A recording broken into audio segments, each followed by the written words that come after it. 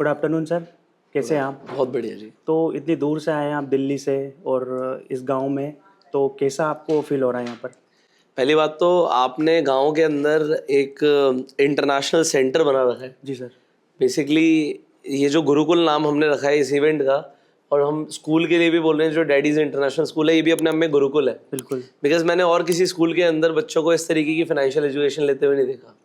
और किसी, जैसे हम बोल रहे हैं, गाँव के अंदर सोचना भी कि फाइनेंस होता क्या है, स्टॉक मार्केट होती क्या है, लोगों को दूर दूर तक नहीं पता होता। तो जो हम यहाँ पर कर रहे हैं ये अपने आप में एक रेवोल्यूशन है। ठीक है, तो उसी पे मेरा दूसरा क्वेश्चन आता है कि सर जैसे हम यहाँ पर आए, गुरुकुल सीजन 6 हमारा हो रहा है, तो आपने एलटीपी कैलकुलेटर की कुछ चीज़ें यहाँ पर देखी भी है, तो उसके बारे में आपका क्या कहना है? यार देखो, एलटीपी कैलकुलेटर जो अपने आप में, आप इसे टूल बोलिए, सॉफ्टवेयर बोलिए, ये ट्रेडर का काम जिस लेवल पर आसान कर रहा है ना, उसका अनुमान एक ट्रेडर को 5-6 साल ट्रेडिंग करने के बाद समझ आएगा जी। कि बेसिकली भाई जो तुम्हें रिवर्सल पॉइंट्स निकालने होते हैं, जो तुम ऑप्शन चेन को देखकर एनालिसिस करते हो। पहली बात तो एक ट्रेडर आते ही ऑप्शन में ट्रेडिंग शुरू कर देता है, उसे ऑप्शन चेन के बारे में कुछ पता ही नहीं होता। फिर उस ऑप्शन चेन पे ट्रेड कैसे करना है, तो यहाँ पर जो विनय प्रकाश तिवारी जी के सालों की मेहनत और सालों का ज्ञान है वो आपको एक स्क्रीन पर विजिबल माध्यम से दिख रहा है। और जब इसका ये वर्जन आया है जो बोल बोल कर लोगों को चिल्ला चिल्ला के बता रहा है भाई ये हो सकता है मार्केट में, तो यही तो लोगों को चाहिए था, विच पीपल हैव गॉट। तो it is an incredible software. दूसरा, फाइनेंशियल एजुकेशन क्यों ज़रूरी है? वो भी यहाँ जो स्कूल में हम दे रहे हैं 6 क्लास से फाइनेंशियल एजुकेशन दे रहे हैं, तो अभी क्यों ज़रूरी है? देखिए, और कब से ज़रूरी है? देखिए अल्टीमेटली हमारी एजुकेशन के बाद एंड गोल क्या होता है कि हम काबिल बने और हम पैसे कमाएं। बिल्कुल।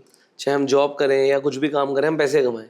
तो जब पैसे ही कमाने हैं और फिर उस पैसे को कमाने के बाद भी लोगों को पैसे को संभालना नहीं आता, सो एट दी एंड लोग जो करने वाले हैं जी। वो हम बच्चों को पहले से ही सिखा रहे हैं। बिल्कुल। कि बेटा दिस इज द डायरेक्शन, आज आप जो ये सीख रहे हो इससे आपकी लाइफ बेटर हो सकती है।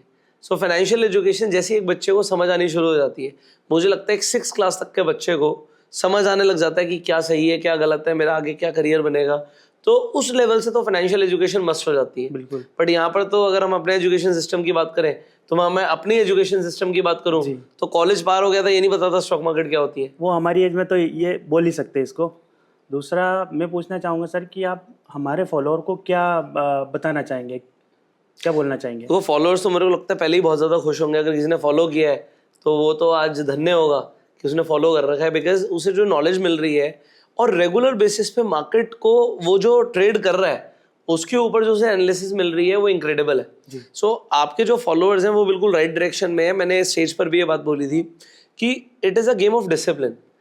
मेरी वाइफ ने एक बात बोली कि तुमने चलो 10 साल की बात कर तो दी, उसके बाद तुमने 20 साल की बात करी, बट 20 साल का पेशेंस ही नहीं है लोगों में। नहीं है।